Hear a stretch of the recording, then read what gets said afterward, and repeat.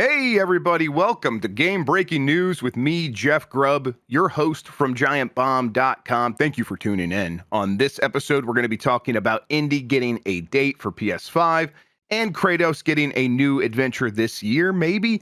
We have Emma Fyffe on the show, so it's going to be a good one. Let's get right into it by saying hello to Emma Fyffe. Emma, how are you doing? I'm great. It is actually Monday this time, chat. Yes, so we did it. Don't panic. We've repaired the timeline. Yeah, we've repaired the timeline. It's Monday. One of my cats is here as per usual. He's got a lot to say about video games, certainly.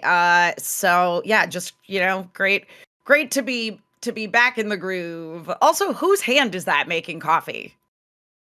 Do we know in the power block thing? Oh no, I assumed it was Jan. Is it not Jan? It's apparently not Jan. That's what chat is saying. Oh no, Jeff Grubb, that hand. You know that my melanin is a little bit more melanin. I was gonna say Jan's hand's a little browner than that. Cameras and lights and skin color. Oh no, you know what? I didn't even notice the color of the arm making the coffee. I just was like, coffee. That's Jan. I'm into more things, Jeff Grubb. Okay, all right. I take back my happy belated birthday now. Okay. I mean, if you insist. I mean, I haven't seen any evidence yet, but okay, it's fine. Sure. I apologize for everything. Emma Fyffe, how are you doing? I'm good. I went to the Amundsen Theater this weekend, which was in downtown Los Angeles at the Music Center. And I got to see Sailor Moon the Super Live, which is the current iteration of Sailor Moon musical that is touring in North America. This is the first time that they've ever toured any of those shows in North America. It's a Japanese cast, obviously. And this is something like probably the 40th Sailor Moon musical. So, it's about time. It's about, the weebs won. That's all I'm going to say. The level, this is the most enthusiastic, because again, this is a theater this is where touring, Broadway productions and things will come to this theater or to Pantages. I prefer Amundsen across the board. But it was very funny to be there. And it's like, I just saw Once Upon a Mattress there last December with Sutton Foster in it, who's obviously very famous in the theater world. This Sailor Moon musical, this 90 minutes, no intermission, half of it is a J-pop concert. You would have thought we were at a Taylor Swift concert, the way that this audience was reacting. It was amazing. I believe it. Yeah. That just reminds me, I saw a Instagram reel or karaoke, and it turned in Japan, and it turned out to be Jan, I can hear myself. It's there we go. I think I fixed it. There it is. Karaoke, and it turned in Japan, I hear it again. Where's it coming from? Now it's tripled over. Is it coming through on the feed, Jan? Because I can't think at all with this. Did that do it? I'm gonna try to mute you and see. Okay, there. I've muted Jan on the server level there, so I cannot hear him anymore. All right. Cool. There we go. Anyway, the lady turned out to be singing the song was the lady who originally sang Cruel Angels Thesis from. Oh, amazing. Yeah, and the people in the restaurant were breaking down in tears once they realized what was happening. 100%. That's pretty cool. I'm not going to say that this musical was good by musical standards, but I would be lying if I said I didn't cry through most of the show. It was amazing. It sounds fantastic. Happy for you. Glad you got to do that. Let's explain what we do here. Most weekdays, I, Jeff Grubb, will help piece your gaming life back together. That includes breaking news and maybe even some of our own original reporting. For all these topics, I'll get the input of a bona fide expert who will make me look smart. If you are watching live on Twitch, welcome. You can always listen to the show later on podcast feeds by searching for Game Breaking News or find the RSS on GiantBomb.com. You can also catch the show later with chapters and timestamps on YouTube. Hello, YouTube. All right, we have a lot to get into, so let's break some gaming news with Indiana Jones and the Great Circle is going to launch in April on PS5. This is from George Yang at GameSpot. Bethesda and Machine Games have announced that Indiana Jones and the Great Circle will launch for PS5 on April 17th. They also released a new trailer featuring voice actors Troy Baker and Nolan North, opening up a box containing a glowing blue hue, referring to the PlayStation's primary color. Those who pre-order the game will receive the Last Crusade pack, which includes a traveling suit outfit for Indy, as well as a lion tamer whip. The premium edition comes with a digital art book and a Temple of Doom outfit, as well as the copy of the game in either a digital or physical format. Hey, yeah, we've known this is coming. It's got a date. This seems like if this is the rollout that Microsoft goes for its games going forward, I think it's kind of a best of both worlds situation, right? Where, look, these things aren't selling a ton on Xbox because there are fewer people there for sure. And a lot of people do have Game Pass, although, Microsoft's okay if you're buying the game or going through Game Pass, one or the other on their system. And then what? We're 6 months later, not even really. Not even, I think. Yeah. It was out in December, right? So not even 6 months later, we're getting on PlayStation 5. Yeah, like 3 5-ish, months. 4, 5-ish. Yeah, something 3 like that. 3 months. Yeah, something like that. Yeah, so this is, I think, a cool move. I think it's going to work out in favor of like kind of everyone involved, and people are going to get to play what I think is a very, very good game. Yeah, I mean, I think that the point that you bring up here about the rollout of, okay, well, this had its sort of window of exclusivity with Microsoft and now is moving into being available on PlayStation, which again, we knew was going to happen. This to me is, I think, the way you do timed exclusivity now, because it feels like, I mean, particularly with an Xbox Microsoft situation, because again, it's like when it comes to consoles, people who are in the market to get these games that are console exclusives, they tend to be PlayStation as opposed to Xbox. And again, it's like, is it Xbox? Because that encompasses all of Microsoft, which then makes it available on, PCs and things like that. So I think that, again, this is a smart way to do it. It is like the exact amount of time that Microsoft can afford. And this is how things shall be going forward. Yep. I think if this is how it goes with Perfect Dark and Fable and everything else, where and then start taking some older games that were in that came out during that period where you're like, we're not going to release anything on PS5, so here pretty soon Starfield. It's I think it just makes a lot of sense, and I think that it will be a situation where Microsoft gets the most out of it, while everyone continues to get a lot more games for their system than they would have beforehand. In the past, I guess we would have for a port like this coming to a different system much later, we haven't had a ton of examples of that, but you could see them doing a situation where it's like, oh, this is the Game of the Year edition. Here's all the DLC. And there's some of that, but I don't think they're trying to position this as a relaunch. Like, this is kind of just a continuance of the launch we just did in December. So then that gives them another opportunity then later to this holiday have a new package of a Game of the Year edition for Xbox, and they can kind of just go back and forth between these things and maximize the return on a big game like this. It gives me hope that these games are big, they are expensive, but by kind of breaking down these walls, we can expect to continue to get games of this scale from Microsoft and its developers. Like, this is making that whole acquisition and everything they've done for all that time investing in games feel like, okay, now it's all financially viable, right? Yes, absolutely. Well, we'll see how it goes forward, but I would expect them to replicate this with most of their games from now on. All right, so that's the Microsoft side of things. Over at PlayStation, over the weekend, I kept getting asked about God of War, Emma, because going into that state of play was that in February? I think it was in February, where there were rumors going around, hey, God of War, something's happening with God of War. And I just kind of saw those rumors and, saw that some people were thinking it would be a collection of God of War Greek games from PS2 and onward. And I asked about that, and I was told it wouldn't be in the state of play. Instead, if something happens with that, it would show up around the anniversary. Now, I do think something was supposed to happen around the anniversary. Why it didn't, I don't know. My guess is plans changed, but I really don't have insight into exactly what went down there. That said, I did look into this. It's like, okay, people were like, hey, Jeff, you mentioned something about God of War. Nothing happened. What's going on there? So I asked about it. And when I looked into it, it sounds like, it doesn't sound like I was explicitly told there would be a God of War side story this year starring Kratos and very likely having to do with the Greek setting. So Greek setting Kratos, and I was told side project, something that is not like the Not a equivalent full of, game. yes, not the next Yeah. big Sony Santa Monica game, right? Yeah. That, I think that's pretty cool. And I think the reality is Sony probably looks at the God of War games being on PlayStation Plus as this is good enough. Like they do have access to those games.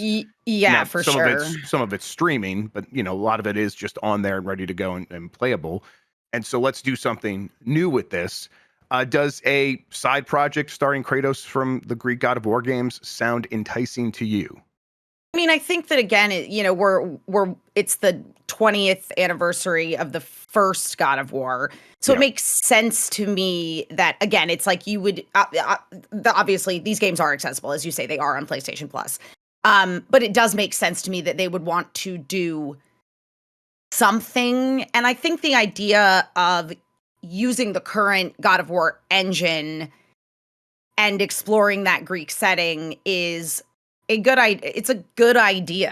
To me, this is a no lose situation because you have this whole newer fan base of God of War. Like I have not played the Greek setting games. I've only played the Norse setting games. So that is, and Oh, that's as a lover of mythology and particularly somebody who's particularly well versed in Greek mythology, yeah, that's super interesting to me.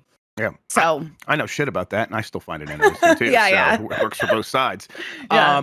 Yeah, I think that you're right. This could serve as a sort of appetizer to get people interested in those games once again, Yeah. and then that just feeds back into caring about Kratos as a character and his journey and the 2018 series going forward, and then whatever they're going to do with Kratos next, or with that story next. I guess they could do something with like Atreus, for Sure. example. Yeah. But I think this makes sense in that these games are big. They do take a long time.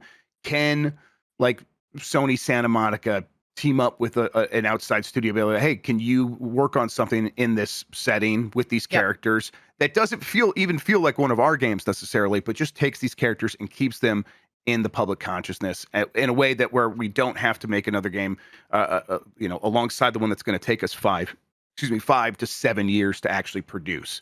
So I think it's a smart way to keep this franchise alive and to have more games coming from PlayStation Studios than they would otherwise. Because I think we just got into a rut there with the first party PlayStation, where it's like if it's not the biggest game in the world, we're not interested. And then that meant every game was taking 5 to 7 years.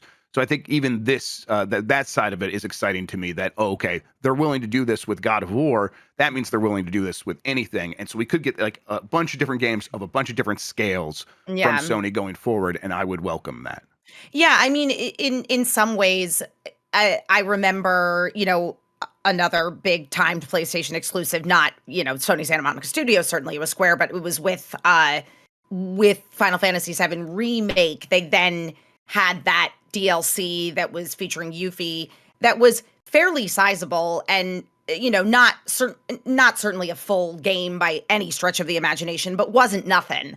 And I definitely think that we could see something like that with God of War and something, that would be appreciated by fans. Yes, definitely. Trying to think if there's anything else from I guess the other side of this would be I don't think there is a God of War Greek collection remaster coming. That would be a lot. Yeah, I mean, like, a remaster at least. I don't know if anything else Yeah. is going to happen with those things. Like, yeah, God, I mean, would a remake even make sense? You're right. So that's what I was thinking about too. Was like, are we going to Persona this? Right. Because like Atlas is remaking their Persona 5ifying all of their old titles. Not all of, but it feels like we're in the process Yes. of, certainly we got 3 Reload, and now Definitely. we're thinking that there's going to be a 4 in that same sort of style. So I don't know. Like, is that something that Sony Santa Monica would want to do? Yeah, I really don't know. You're right. It'd be such Yeah. a huge undertaking. Huge And undertaking. and then like, okay, so let's say Sony Santa Monica doesn't do it. They like say they like work with one of the other studios. There is Blue Point, right? Blue Point is Mhm. they're capable of remastering or remaking, I should say, just about Mhm. anything. But that is, God, it's like if they hadn't started that by now, does it make sense to like get into that now instead of like, okay, Yeah. well, although, what is a bigger thing for Blue Point to work on under the Sony umbrella than God of Right, War? then There's God of not War. much. Not Yeah. really. So Yeah. I don't know. Maybe that does make sense eventually. But like in this moment, a God of War remaster collection that had been rumored. What I've heard is that I don't think anything of that ilk is coming. Mhm. So we'll see. All right. Bam Margera will actually be in Tony Hawk's 3+4 after I all. saw this. Yeah, after Tony Hawk intervened himself, it is claimed. This comes from Jordan Midler at VGC. Despite suggestions otherwise, it appears that Bam Margera will indeed be included in the upcoming Tony Hawk's Pro Skater 3+4, according to a new claim. Earlier this year, when Activision first announced the remake collection, it also announced a list of skaters planned to be featured in the game. This list included every classic skater originally featured in Tony Hawk's Pro Skater 3+4, except for one, Bam Margera, known for his roles in Jackass, Viva La Bam, and the Tony Hawk series. He was seemingly missing. Now, during a live stream on the Live Club Skating podcast, it's been claimed that Bam was added to the game at the last minute after Hawk demanded he be included. The host, Roger Bagley, basically said, the game was already done. Tony called up Activision, was like, hey, we're putting Bam in this thing. And they were like, we can't. He goes, no, you're going to do it. And basically made them fly Bam back out there to get body scanned and everything else and get him back in the game. So this might be news that's not out there yet, though, said the one co-host. And the other one's like, yes, this is, they don't care. Yeah. Skaters don't care about video game secrecy. No. Yeah, so this is interesting because I think I assumed Bam just wouldn't be involved because I guess for people that don't, Bam Margera was a skater who was on Jackass, which was a Mhm. quasi reality TV show where dudes would hurt each other because they can only make themselves vulnerable to one another through pain. And then he had his own spin-off live reality TV show where he would terrorize his dad. Anyway, he has some substance abuse problems, which has caused him to be kind of a Yes. shithead a bunch of times. And the assumption is no company wants to be associated with him because Yeah. of his shittiness.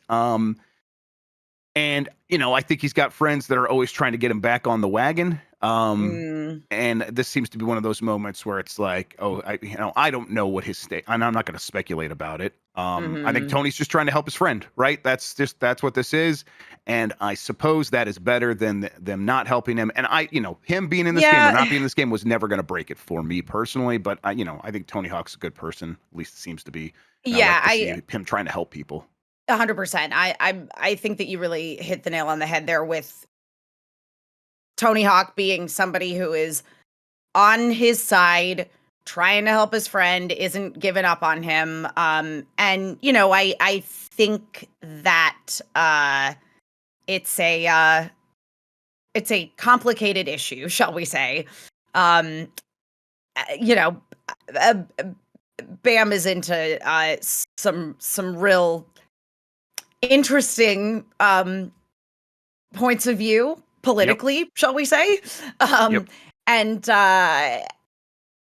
yeah, I mean, Tony Hawk is a good man. Yep. I think he's trying to just be like, hey, we have a lot of history here, so we'll do it. Yeah, I mean, like I don't follow Bam Margera. Dan in chat says he apparently spends a lot of time drinking with Hulk Hogan at his bar, and that's a hell of a thing.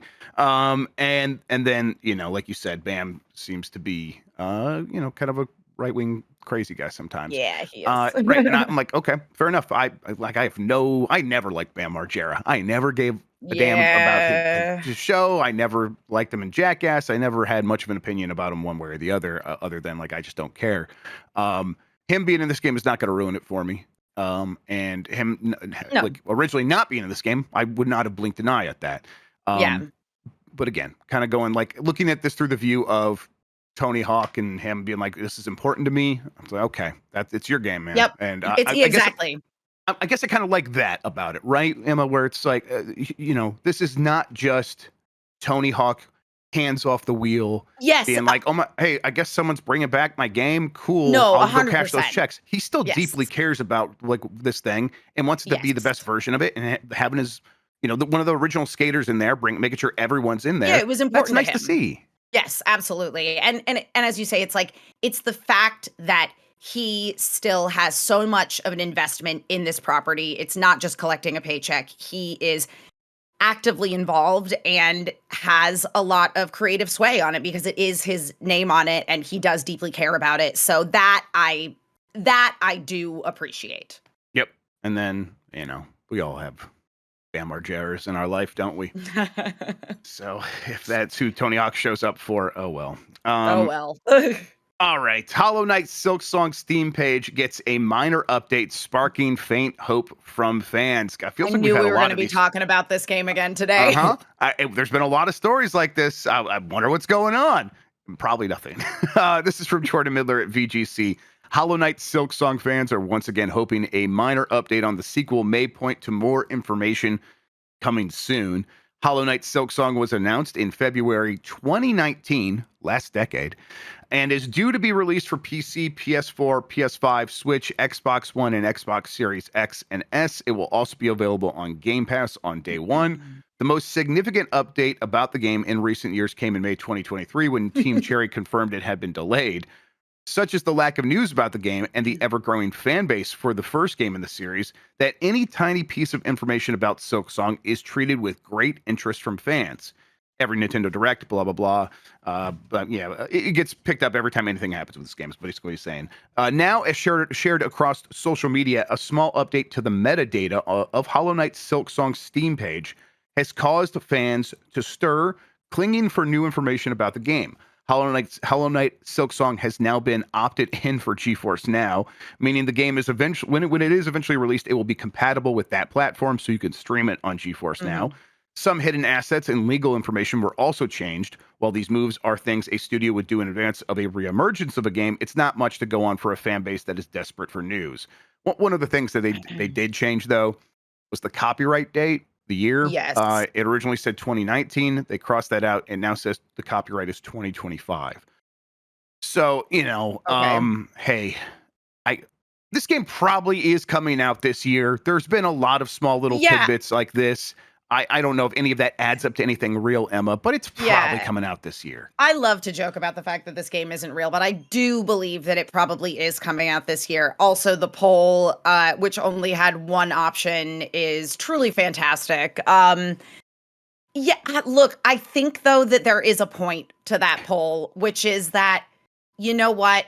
You just, at this point, Silksong is alive in your heart, and you just got to trust that it's going to come out when it comes out. And like the reality is we are probably the problem here a little bit, right? Yeah. Because almost certainly the Team Cherry is feeling the pressure. Yes, we talked about this. About this is, I mean, I liken this to, and I did it before, an artist, like, I'm going to use the example of Phoebe Bridgers, that Punisher was such an amazing album that no wonder she's off doing side projects, Boy Genius, which was also great, but it's like there's not the amount of pressure that it is for her to release another unbelievable album.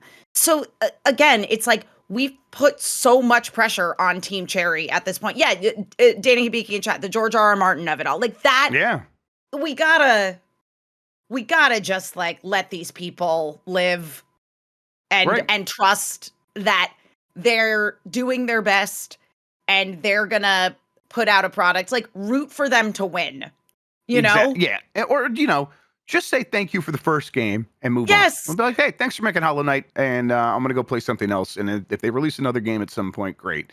I mean, I get the anticipation. I do. Yes. It is very hard to put something back in a box once you realize, I'm getting this thing that I've always wanted. They're making the sequel to one of my favorite games. Yeah, it's hard to put that back inside. But clearly these small teams are all feeling this stuff right now, and the behaviors of everyone involved, of feasting on every little tidbit of any morsel of Yes. information, is not helping, I'm sure. Yeah.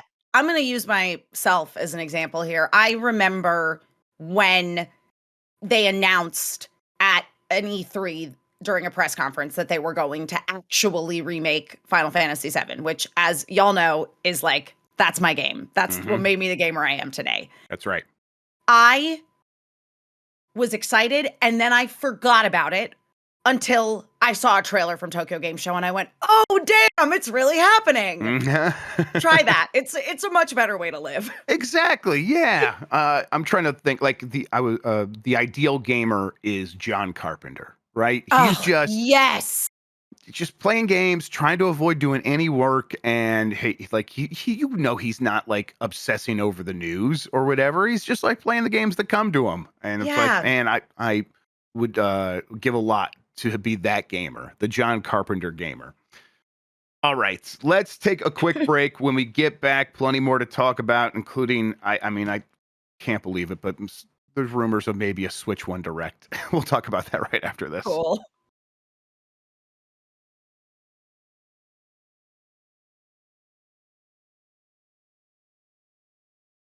All right, we're back into it. Let's read this headline. A rumor says a Switch 1 Direct presentation may take place this week. And God, that's even a stretch based on what we have here. Yeah. From Ollie Reynolds at Nintendo Life. Hang on, I gotta mute this again. There we go. There we go. All right, rumors have begun to swirl that suggest a Nintendo Direct may take place this week, specifically on Wednesday, 26th of March. So this week, like 2 days from now. With the big Switch 2 Direct scheduled to take place on the 2nd of April, many had assumed that Nintendo would opt out of any other major events in the immediate lead up. However, a few posts online have gotten people in a bit of a fluster, and the assumption at this point is that Nintendo may well drop a partner Direct or an Indie World showcase just 1 week before its big Switch 2 blowout. Collated by a handy Reddit post, the first hint comes from via a Chinese forum poster who had reportedly previously leaked nearly the entirety of the June Direct from 2024. After translation, the user had effectively stated, "We'll see a Nintendo Switch 1 Direct meeting in 3 days," which at the time of posting lines up with this Wednesday. On Family Boards, which is another place that tracks the stuff, user Ninspider posted in the Nintendo Journal discussion page to state, "I walked by Furukawa's office this morning and heard him say Nintendo will die before Switch 2 die. Anyone know what this means? I have no idea what they're talking about." Now, on its own, this means absolutely bugger all, but another user responded to ask whether he was alluding to Nindai, a shortened version of Nintendo Direct used in Japan. So essentially, Ninspider is saying that another Direct will take place before the Switch 2 Direct. I heard that there was something supposed to happen in February because there, was a partner that had a deal with Nintendo and say, "Hey, when's our game going to show up?" And Nintendo was like, "February," and then nothing happened in February, and so I never got an update on that. So this is some stuff was supposed to be announced by now, and it got moved around for whatever reason. I never thought, Emma, that would mean we would get a smaller whatever. Like we're saying, Direct. Indie Direct, a partner Direct. It could just be a bunch of announcements that get thrown out on Twitter or whatever. There's a bunch of ways that this could take the form. Still, I never really thought Nintendo would, the week before the Switch 2 stuff, would be like let's go back and acknowledge Switch 1 one last time. I thought we were past this, so I'm a bit surprised. It's it's just a funeral for the Switch. Yep. Maybe they just truly like that. That's all I could really imagine it being. Like, as you say, sure, there are other partner games that need some attention, that we know those contracts are in place, but ultimately this is a thing of the past. So perhaps it's just I'm envisioning a like a montage of games on Switch over the years, as well as like, here are some indie titles with our partners. Bye, because what else are they going to do? Yeah, I think that they do have stuff that I imagined they were going to talk about for the Switch one, but I said that Mhm. back in February and nothing happened. So I was like, Yeah. okay, maybe they don't feel they need to tell us exactly what's going on with Metroid Prime 4 before the Switch 2 Direct. Now I expect all that stuff to just be in the Switch 2 Direct. So Right. when it comes to first party stuff, I would just be surprised if there was enough to justify a showcase. Yeah, exactly. That's what I was gonna say, a whole showcase. But a lot of the way that these things usually happen is it's much more transactional, and Nintendo does occasionally roll out partner showcases as an obligation to the people that they've made deals with to say, hey, yeah, this being in a Nintendo Direct is worth a certain amount of money, and we owe that to you, so we're just going to put on one of these shows. Now, again, like would they have lined that up around this time, knowing the Switch 2 was coming? I suppose there's a possibility that this is messier because they have moved the Switch 2's timing around. It was originally supposed to come out late last year, Mhm. and I think we could just tell that over and over again by like, oh, the shipments began going out and reaching the United States earlier this year, and the way that all the third-party accessories have already been printed, and there's stuff going around because the model was out there, and people were Right. basing stuff because they were getting ready for late last year. Right. So maybe that movement has caused some problems with the planning of the Nintendo Direct, and the Nintendo Direct team, the team inside of Nintendo that plans the stuff out, would just have to roll with the punches like everyone else. Yeah. They are not going to be able to dictate anything to the executives at Nintendo Company Limited in Japan, where they're like, "Hey, we're going to do what's best for the Switch 2," and everyone else just needs to figure out what that means for their teams. It's probably how this happened, but Yeah. I still would think that would result in, okay, well, let's just not do that A direct. direct. So Yeah, I'm going to exactly, be as you surprised if say. something happens this week. Yeah. It seems like it feels as though this is a let's pivot to social media kind of Yes, I agree. situation. Yeah. Yeah, and again, I don't know what the Nintendo's obligations to the partners is. Like, Yeah. maybe they do have to have a direct to be able to justify, Yep. to meet some contractual obligation, but Mhm. we'll see. Yep.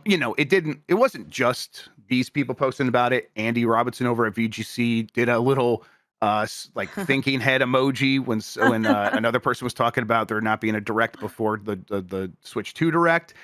That's suggestive for sure. I get it. And then another leaker from I can't remember where in South America, so I'm just going to say an entire continent from South America mentioned that Nintendo is a weird company, and we'll see them be weird this week. Basically, is how they framed it. So a lot of people talking around this. We'll see. Like I said, I'll be surprised. Although I'll be happily surprised. I hope we get Yes. there and they tell us what's going on with the Metroid Prime 2 Mhm. and 3 remasters. Mhm. Just give us that. Yeah, we got the first couple, so just, Yep. or Yeah, the and then first one rather. yeah, and then all the other like Metroid stuff is already Yeah. on the Switch. So why not Mhm. complete that? Like they love doing that. They've done that Yeah. multiple times Oh, now. that's Nintendo's favorite thing. Yeah. So I would like to see that, but that's me maybe getting my own personal hopes up. I don't know if this happens on Wednesday. Do they even announce it if it's a smaller kind of direct? This could just pop up out of nowhere. So I think I people are gonna. mean, Nintendo barely announces their directs as it is most You're of the right. time, it feels like, Yeah, so like maybe a it day truly announcement for like a could. bigger one. Yeah. Yep. Yep. They've definitely done smaller ones before where they just dropped it out of nowhere. Well, Yep.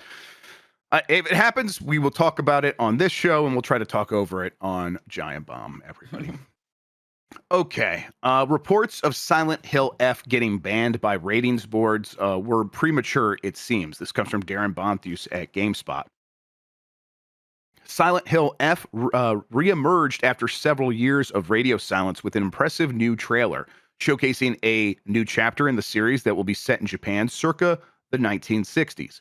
Currently in development for PC, PS5, and Xbox Series X and S, there is some confusion surrounding the game and if it'll go on sale in Australia. Over the weekend, reports of it being refused classification in Australia popped up, which would mean that Silent Hill F would not be allowed to be sold in that country. But that might not be the full story here. What has actually happened is that the Australian Classification Board has not rated the game at all. And as noted by former GameSpot video producer Edmund Tran, the game was submitted by Konami through the International Age Rating Coalition. This is a classification initiative built to streamline the acquisition of content ratings for video games through various authorities. It's more nuanced than submitting and getting a game approved. But as another user pointed out, being refused classification on the IARC does not impact a local Australian release. And this is more of a case of the game not meeting ACB requirements. I mean, essentially, there was the story going around over the weekend that Silent Hill F got a ratings refused classification, which would mean it could not be sold in Australia in any way. And that's kind of where the story ended. And now it's basically people are saying this is more of a bureaucratic issue of them just going through the process. And this is not some sort of final decision on this game. And it's like no final decision has actually been formed at all. And Konami just needs to go through some motions here to get things appropriately submitted so that the game can get a rating. That's what it sounds like to me. Well, and also it's like with games, I assume it's similar to films where it's like you submit it to the ratings board and that's not the final answer. You know, it's typically they come back to you with like, oh, you need to change this one thing in order to get an R rating instead of an NC-17 or, you know, whatever the case may be, where obviously you don't want an NC-17 because then you have very, very, very limited run. So yeah, I mean, I assume that it's similar with video games. And you know, there's certainly been instances of games being presented in other, you know, in various countries all around the world and certain countries having certain demands. And then it's ultimately up to the developers whether they're going to, you know, kowtow to that or not. But you know, in the case of ratings, I think that again, it's like, as you say, this is the bureaucracy. This is just the game hasn't been able to be rated, not that they have refused to rate it kind of situation. Yeah, someone in chat pointed me to the Steam mature content description, and this is what they're working with, you know, and this is not necessarily how the ratings board works. I think I know how the ESRB works. I don't know how anywhere else works. And for the ESRB in the United States, you submit, back in the day would have been a videotape. I'm sure it's now just a video file that you send over there that shows all the most egregious scenes from the game. So someone there just watches it and says, okay, you're right, this is an M rating or whatever. Anyway, the mature content description for Silent Hill F on Steam reads as, this game contains depictions of gender discrimination, child abuse, bullying, drug-induced hallucinations, torture, and graphic violence. The game is set in Japan in the 1960s and contains depictions based on the customs and culture of that time. These depictions do not reflect the opinions or values of the developers or any individuals involved. If you feel uncomfortable at any point while playing, please take a break. So, I mean, some of these, you know, themes I think are definitely going to earn it a very high classification, a high age rating, child abuse, gender discrimination, bullying. I think that the expectation here is, this is going to be an M-rated game, of course, or whatever the equivalent is in Australia. Psychological horror, like of course, you know, that is Silent Hill. Yep, exactly. So, is that enough to be a situation where Australia might ban it? And according to this story here, Silent Hill F, to be refused classification in Australia, it would have to contain some extreme content like instructions on how to commit violence or depictions of several forms of sexual assault. It would have to really go much further than what they're describing here. So again, I think this is probably a situation of that they just are in the early part of the process of submitting this in certain territories, and they got hung up on some paperwork essentially in Australia, and they will get to a point where this thing can get a rating and get released in that country. Yep. All right. Hey, big news, everybody. Big Rigs over-the-road racing is coming to Steam. This is from Marcus Persson at Game Reactor. You might an early April Fool's joke, writes Marcus. You might think so, but no. Big Rigs over the road racing, widely considered one of the worst games of all time, is somehow making its way to Steam. Originally released in 2003 by Game Mill and developed by Stellar Stone, the game is infamous for its many and, to say the least, serious yet hilarious flaws. Like how about your opponents that don't move at all, or the fact that your truck can accelerate infinitely as long as you're reversing. Now, a lot of people watching, Emma, will know about this game because it was a favorite of Alex Navarro's. He actually played this game one time in a bad game block for Awesome Games Done Quick, and he showed off some of these tricks. Like, if you go in reverse, the truck will just continue to gain momentum until basically you are whipping through the world at light speed. It is an incredible piece of work. That's hilarious. I you know, as a member of Blight Club, I'm like, I've never played big rigs over the road racing. I will now get a chance to fix that. Absolutely. I have a strong affinity for bad games. I sure hope that they know that, like, that's that the terribleness and the brokenness of this game is what makes it good, quote unquote. You know, that's how I feel about it. Let's see how Alex Navarro feels on Blue Sky. He writes, "The fuck are we doing here? Did we run out of video games all of a sudden? Are there no more old games worth making newly playable that you would resort to scraping bedrock like this? What possible benefit to anyone could this offer? Follow the money, then burn down wherever it leads."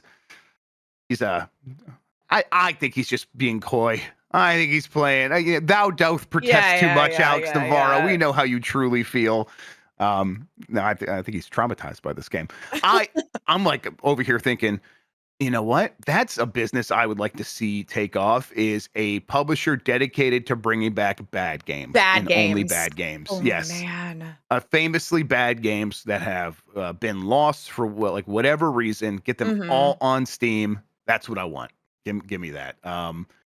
That'll be my next career once this all crashes and I was like, burns. look, no one's doing it right now, so. Yep. Well, other than whoever the hell is doing this. Yeah. Well, maybe this is the start of their illustrious career in bringing back bad games.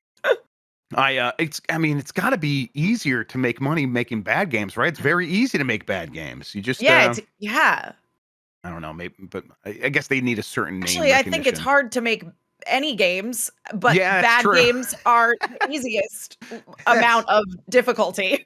Yeah, it's like, oh, actually, this still really sucks. This is really hard still. Why are we doing it? We're putting this much work in. We should just make something good. I'm looking forward to this. I want to try it myself. It's because I hate myself. Let's be clear. I should be punished with bad games, and I am every Wednesday. Tune in this week for Overblood, everybody. I'm starting that on Blight Club. That is. Have you ever heard of that game, Emma? Because I had not really. No, I have not heard of this fine piece of artwork. Yes, it's a 3D sci-fi adventure, everybody. In case you were wondering. Oh, good. For the PS1, and I really don't know what to expect. I'm guessing it is a bad Resident Evil clone. But everyone did, there's a lot of people who watched Dan and Tim Turry play this on Game Informer 15 years ago.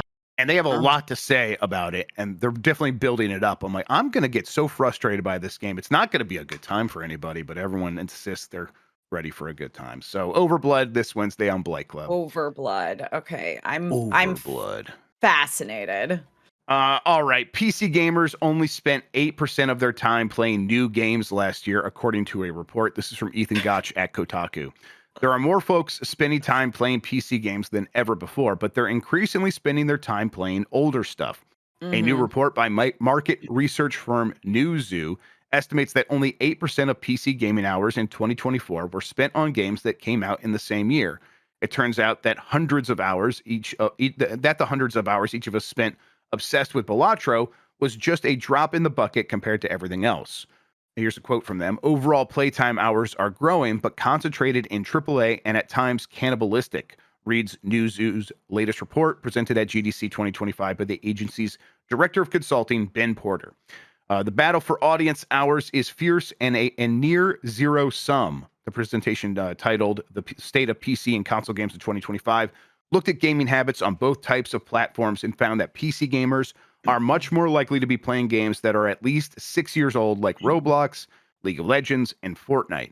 And some of those games are much older than 6 years. Roblox is going to be 20 next year.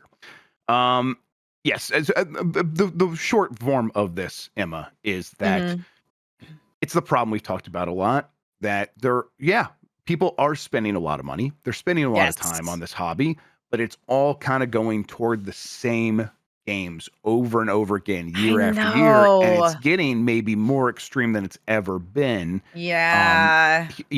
Only 8% of time spent playing games on PC last year was spent on new games. Just 8%. That feels like a less than fertile ground for for innovation, for people who want to try to make new things in this space, right? I mean, that truly is it. It is the issue with, I think, all forms of media across the board, is that nobody is investing in anything new. Like, and we're talking about that in terms of like the Hollywood studio system. Every movie that's coming out is based on something else, unless it's like a horror movie. Horror is still the one genre that continues to thrive and experiment and have a good time.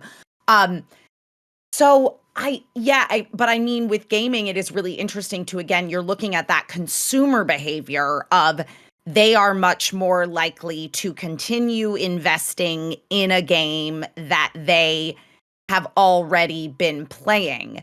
Meanwhile, I look at somebody like myself, a single issue gamer, as we have now established the new term for a non-competitive gamer, is I will end up replaying games that I have already played. Now, this is a weird situation because a lot of the time I am replaying those games in a form wherein they have been remastered and re-released.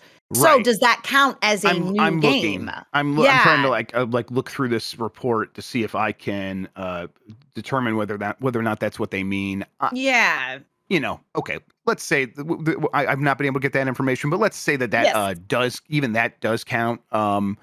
It's like, it's still not really answering the fundamental problem here, right? Where it's like the black hole games are still taking up so much of the oxygen in the room. I think that on PC it makes some sense. So yeah, like, I guess let's like break this down a little bit further instead of just going full doom and gloom. This report says on console, it's not quite as extreme. 44% of the time on PlayStation was spent on games that came out 6 or more years ago. And that number was 49% on Xbox. So not nearly as extreme as PC, where it's 92%. And then, PC is a little bit different. People have all kinds of different home computers.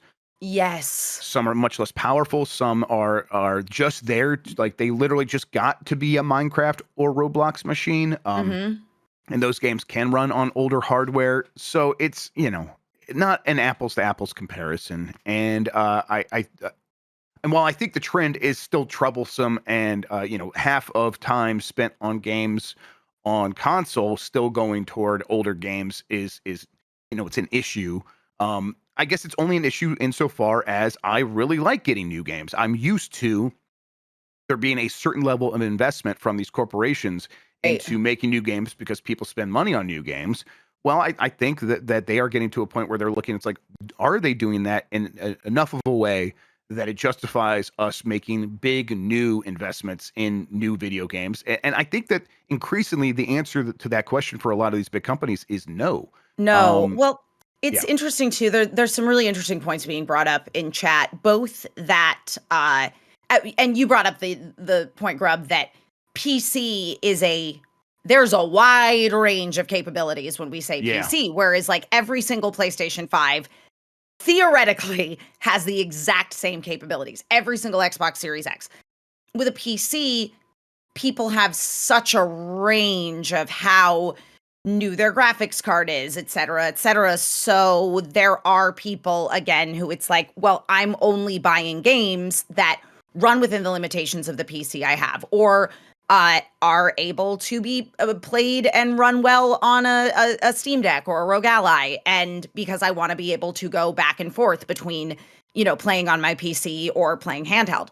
All of this makes perfect sense in the PC market. And then there is across media, the oversaturation of releases, so that a lot of people are going, okay, well, here's a brand new, and I'll take the example I saw in chat of Assassin's Creed. Here's a brand new Assassin's Creed that is $70. Why am I going to spend $70 on Assassin's Creed when I, as a PC gamer, I don't play games, I just buy them. That's another thing about PC gamers. So I probably already have something in my backlog that I want to play, or there is some game that I know is good that came out several years ago and is now on sale on Steam for $15.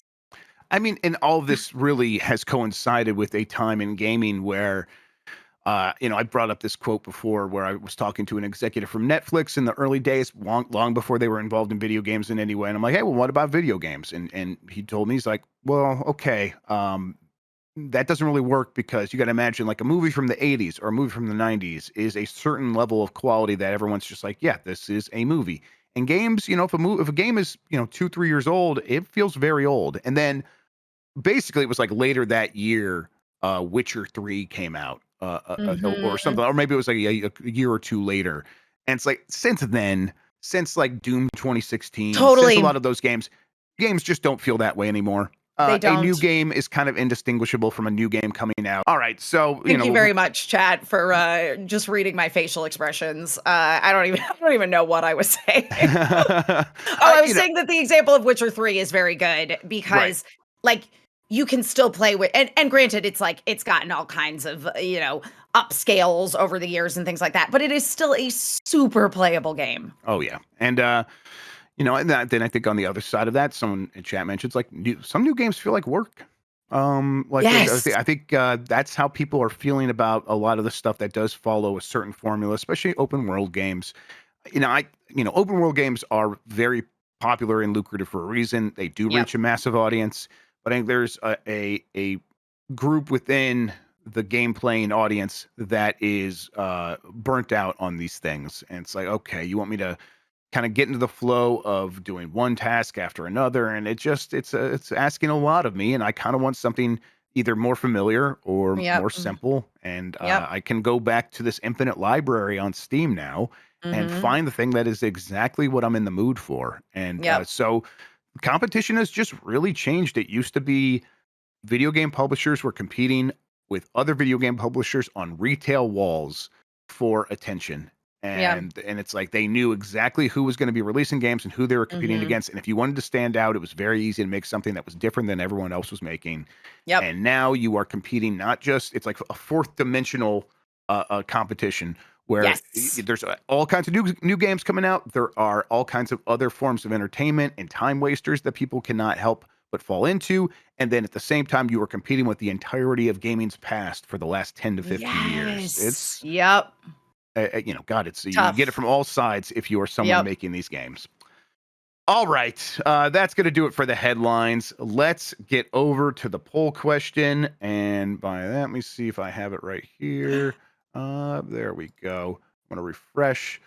Are you playing Assassin's Creed Shadows? We asked this after the game came out. I am playing it, so I'm going to vote yes. 21% of respondents, more than 3,000 people voted, said yes, they are playing it. The other 79% said no, they are not playing Assassin's Creed Shadows. This is a game that's doing very well. It is finding an audience. It's popping off on Steam. I think they had Ubisoft announced something like 2 million players, something along those lines. So it's doing very well. And yet, in this audience, less than a quarter, about a fifth of people are playing it. Yeah. I bet this is one that, since it does have good word of mouth, Emma, that people will play it 2 years from now. 2 years from now. Yep. In a Steam sale. Yep. Absolutely. It's going to pop off. And yeah, you know what? You'll really enjoy it then. And what's the argument to play it now? I really, honestly, I don't know what the argument would be, other than you want to be part of the conversation these days. What conversation? Yeah, exactly. Other people's expectations. Like I did dip into the Severance, communities where they were trying to guess what was going on. I'm like, as soon as I did, I'm like, oh, nope, I do not need to hear other people's thoughts on this show. Yeah.